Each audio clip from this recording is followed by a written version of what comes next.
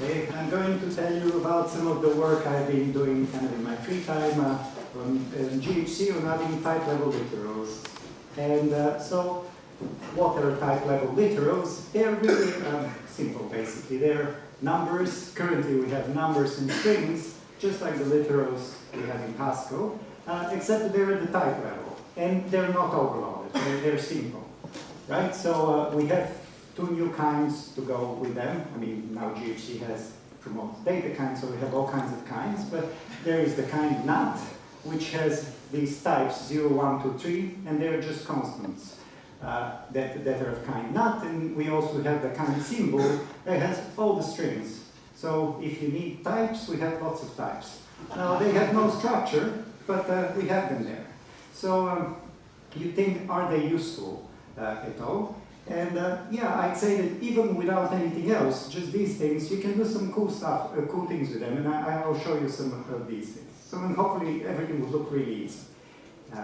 Okay, but first, how do you turn it on? And this is actually a literate Haskell file, so you don't need to turn all of these extensions. So I have some, it's all one file, so I have to put all the extensions for everything I'm going to talk to. But to use, if you want to use the literals, you have to use the data kinds extension. You just put them on them. And oftentimes when you have data kinds, you probably want kind signatures too. Because, well, at least the way I tend to use these things, I use them with phantom types a lot of the time, and then it's good to kind of specify what kind of parameter you're working with. So for most of the talk, we are just going to be using data kinds and kind signatures. And then for the one example, when I start talking about some computation at the type level, we are going to use type operators and GHDs. And this part 3 is just one other example where this actually looks a little bit scarier than it really is. So multi-parameter type classes, not that controversial. Flexible instances and context, also not that controversial. Undecidable instances, perhaps more controversial. But I am not even sure why the instances are undecidable there, so that's what GHC suggested. Right? but well, as soon as you start working with numbers at the type level, things are undecidable already anyway. But at least currently GHC should be terminating, so all decision procedures are incomplete because of that. So how do you? So this is the beginning of the module. The interesting things on this slide is that oftentimes, if you're going to work with these type-level naturals, you might want to import the ghc.typelets. Okay, and that's where basically the current library that we are building to work with these things. And the idea is we might build on top of this library, but I'll show you some of the things that are in this library. And that's where this kind, the kind NAT and symbol, they're defined in there. The other two are just for the example that I'm going to show you next. And so what is the example?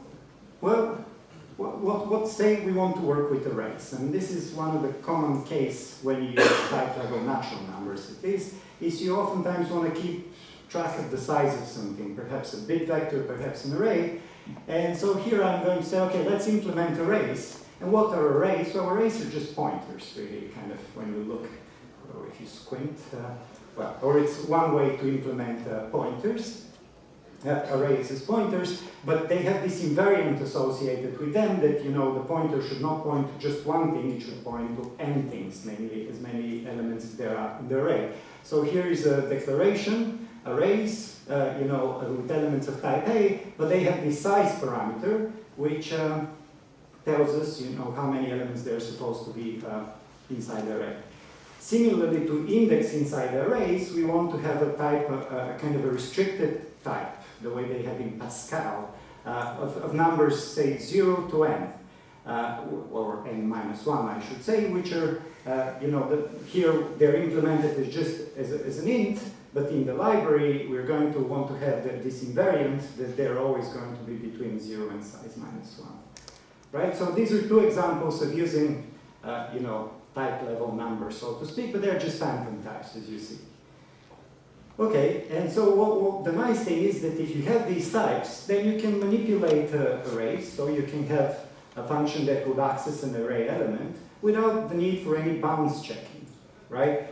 If you know that you have an array with 10 elements of type A, and then you have an index into this array, so an index into an array, then elements, then you can just get a pointer to that element. So, and if you're designing a library, you might not want to expose the pointer directly.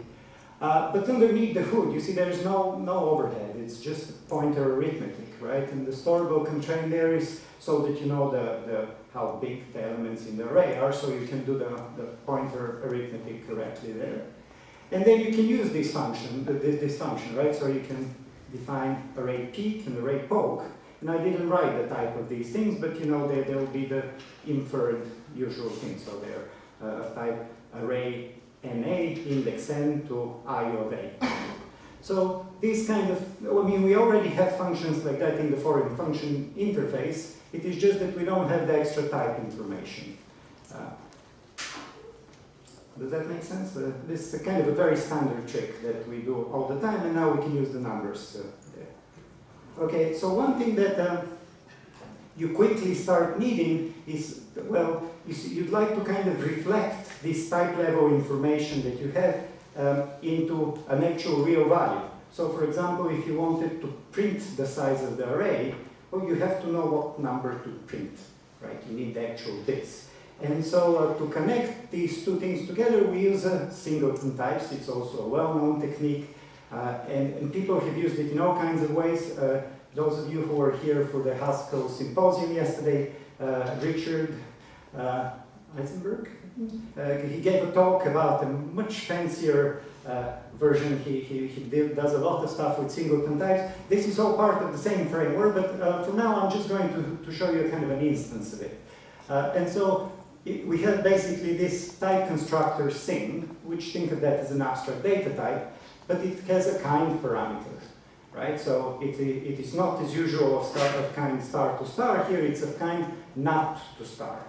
And so this is supposed to be a singleton type in that it only really has one interesting value. So technically it has bottom too, but we don't need the bottom for anything really. And so here are some examples of some singletons. You can write, oh, and this one value, what we call this value sing. And this is probably not the best names. Maybe we can rename them or in another library on top, but I don't know, we went with that. And so sing is of type sing 0, but this sing is also of type sing 4096. So this gives you both an example of a type that uses a type level literal and of a value, which is one of these singleton values. And so one thing I should mention is that this sing, it's an overloaded value. So it really works differently depending on what number you give it, because underneath the hood it has a different number. So it's really a method of this class sing_i. And so you can think of sing_i as either singleton introduction or implicit singleton. Okay, and so let me give you an example of how you might use that. So maybe you have array size, and we already know the size of the array in the type system, right? So we don't actually need the actual array for anything. All we are going to do is the singleton, return the singleton value of the correct type, right? And so, however, you can see that there is now this sing_i constraint that essentially is the size of the array. So I hope this type makes sense. And if you kind of squint and turn the fat arrow into a thin arrow, like a normal arrow, you see essentially we really are having another parameter. So this function kind of says, tell me how big the array is, what the array, then the array, which I'm going to ignore, and I'm going to give you back the size of the array.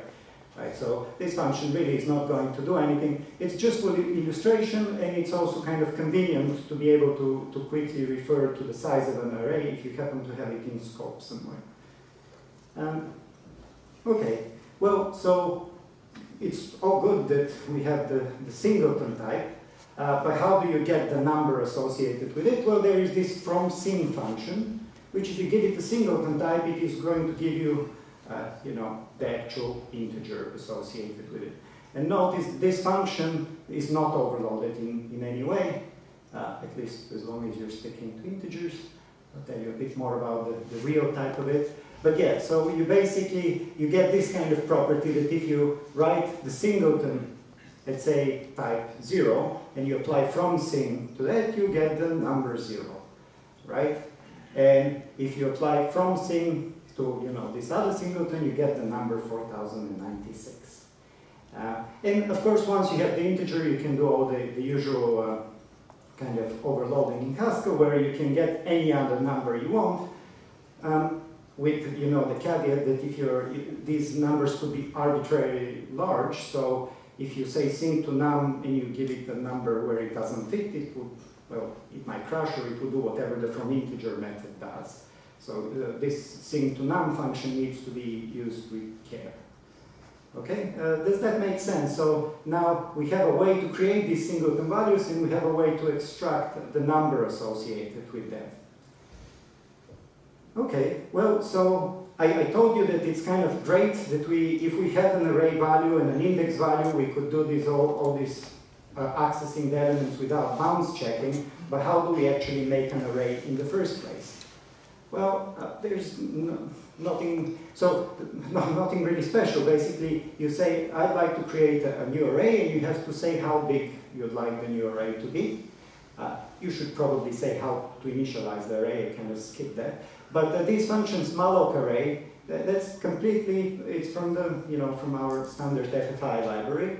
And so I use this sing to num function to convert the size to an int, because this is what the FFI, the unsafe FFI function uses. And so you just allocate the array, and you apply this constructor to make it of the correct type. So this again is supposed to be part of the array library, right? Note that I could have done completely the wrong thing here. The system does not help me in any way to create the correct size array.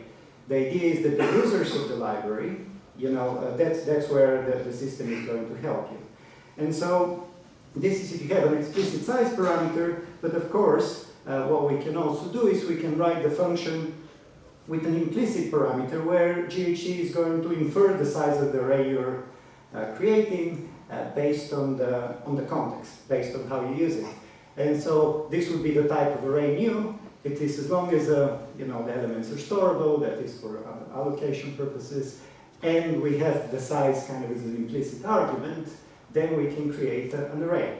Okay, and this with sing is a little combinator in this library, which is, I've given the definition here, it's a comment, because it's defined in the other module. But it doesn't do anything special. All it does is to apply this function that had the explicit size parameter or singleton parameter, it just turns it into an implicit one.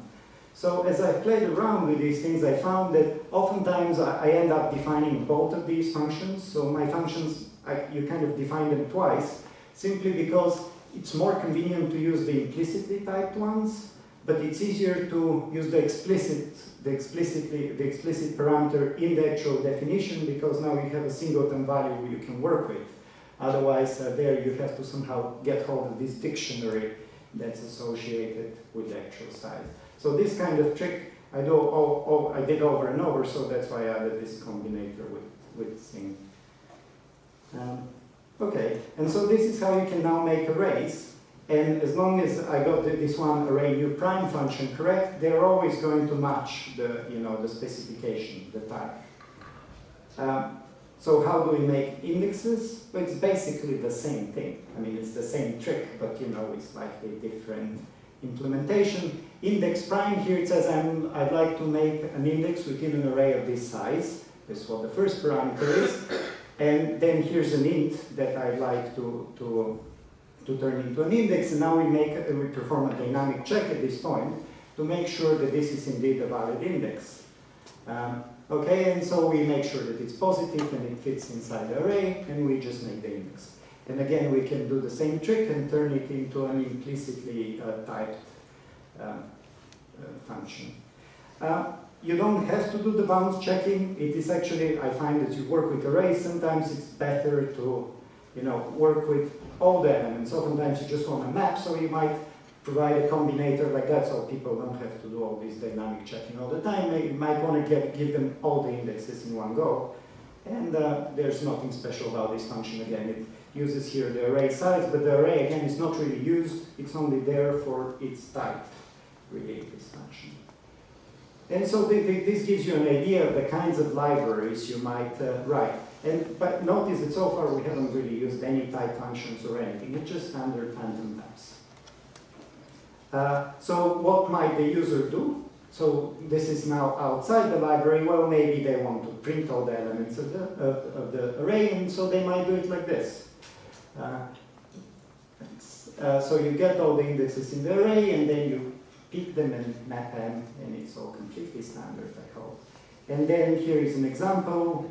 I just, allocate an array, and because I've written in the type signature that the array has 12 elements, the GHC is going to infer how big of an array to write, and it's going to put A, I guess, in all the elements, and then print it. Yeah. Right.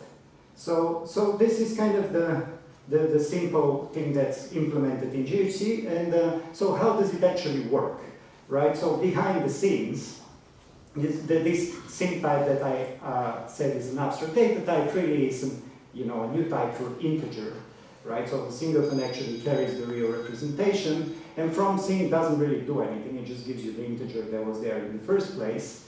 And so the only magical thing is really this class sing_i, which introduces the integers. So conceptually, it is as if you had infinitely many instances, which are kind of instance sing_i of 0, where the value is 0 and so on. Because you can't define infinitely many instances, that's really implemented inside GHC's constraint solver, where there's a special rule when it sees a constraint of the form sing3, it creates the correct kind of dictionary to pass the value 3. And the nice thing is that all of these things, so I won't go into too much details, I'll be happy to talk to you afterwards, but all of these actually are new types. So they're new types around new types around new types. So you really end up passing an actual integer at the end of the day. There isn't any extra overhead through wrapping and unwrapping constructors. Okay. And so the real types, as I said, they're not just restricted to integers. We actually have a data family for the singletons, which is kind of overloaded on the kinds. So the exact same stuff I showed you also works for strings. And in fact, it works for all these other kinds of singletons that Richard has been working with. But those are the two I have worked with. So you have the exact same, you can say sing, where you give it the type sing hello, and it's, kind of like from sing. All the functions are overloaded on the kinds of things instead of on the types of things. So there's some fancy features of the recent GHC that are in use. Okay, so the stuff up to here is all in GHC 7.6, and you can play around with it. This stuff is on my branch, and so there are actually some so in the GHC branch there are these functions, plus, times, and exponentiation on the natural numbers, and a comparison operator also on the natural numbers. But in 7.6 there's no way to discharge any constraints for them, so it's basically you can't use them. So the idea is that these are supposed to be special functions. There's no user-defined, type instance things no user-defined instances for these families. They are solved internally within the compiler. And so this is work in progress, but things are working pretty well. So I'm just going to give you a really simply useless example. But actually there's, so this is some function that is going to add two singletons in a really inefficient way.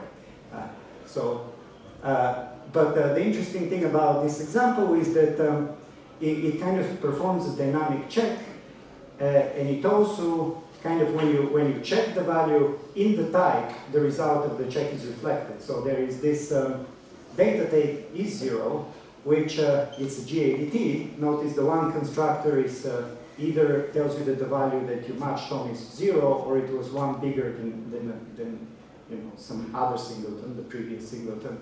And so this add function here, when you examine the first argument, in this case, it will know that, well, the first argument must have been 0, and it knows, that 0 plus y is the same as b, and so its type checks correctly.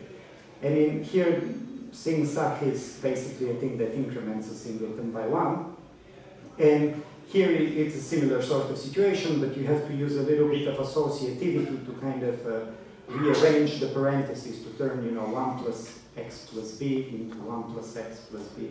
So I don't want to, but so this example works, but other examples kind of this form, your mileage may vary at the moment. As long as the constraints have only simple values, then things work pretty well.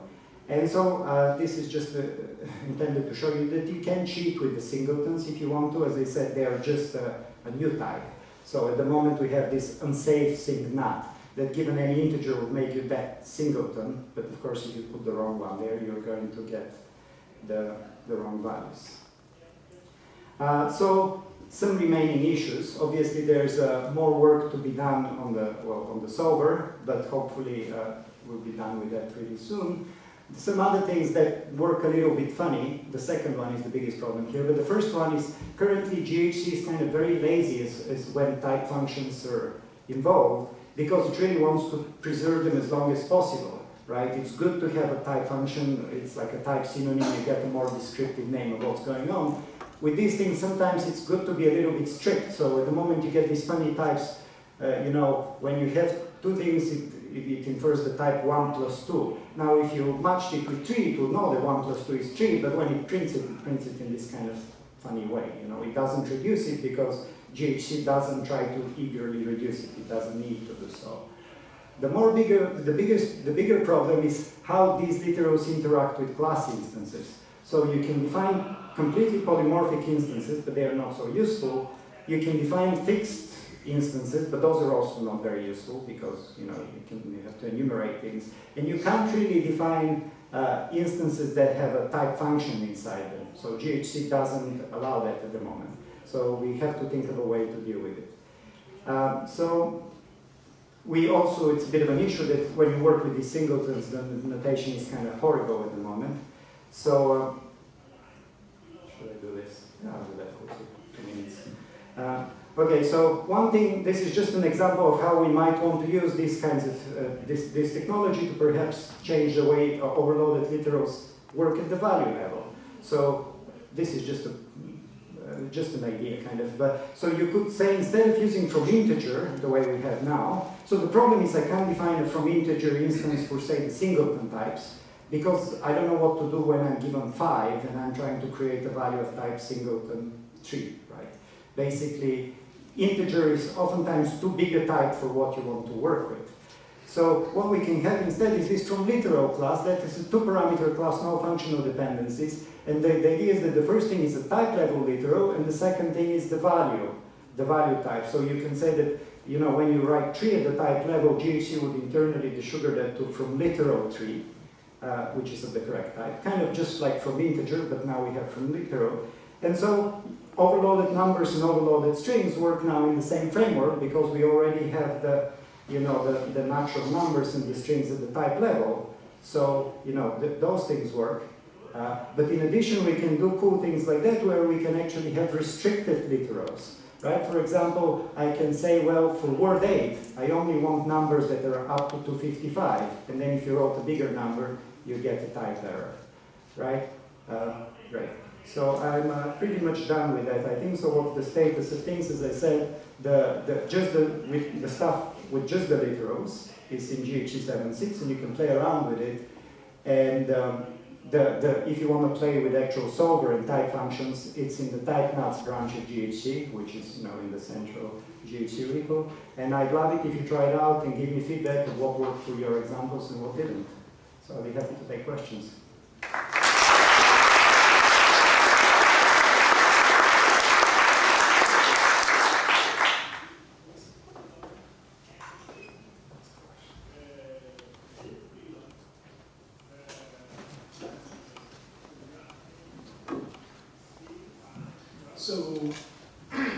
So a while ago, Ken and Oleg came up with this Reify reflect thing, which does a lot of similar work, though of course it isn't built in. And both this talk and the ICFP talk is entirely about the reflect side of that. So is reification actually, taking a value level term and lifting it up into the types, is that actually present? Unsafe thing now? No, not really. I mean, you can cheat with that, so you can reify things. Well, but my point is there is a safe way to do it. And you have to basically add extra quantifiers in the result because you don't know exactly what was. So with Richard, but it is doable. Well, yeah, with Richard's work you can do it. with this, I mean, you can kind of do it like that, but no, right? The singletons are just integers, so yeah, I haven't really done anything to do with that.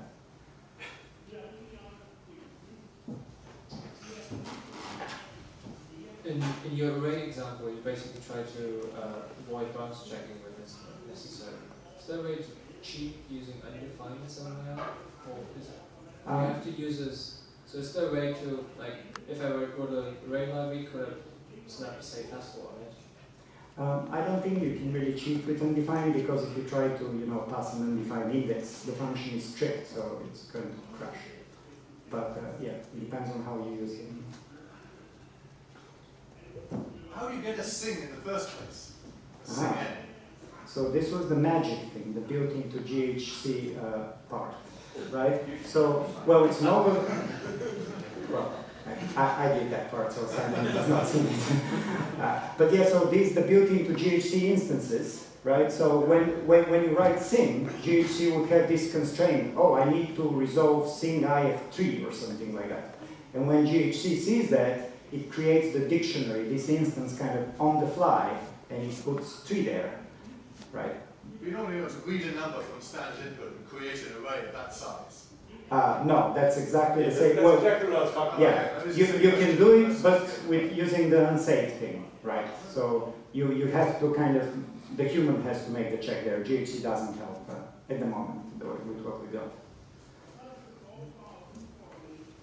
So I just wanted to say that whenever I used type level maths before my syntax became available, I would define 0 and successor, so I would define them with the piano arithmetic.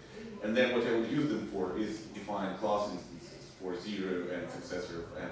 So that was actually the only thing that I ever used them for.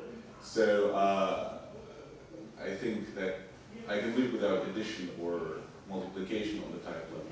But I cannot live without being able to define these instances. So I think that's the most important problem with this. Well, so I actually have some ideas how we can fix that.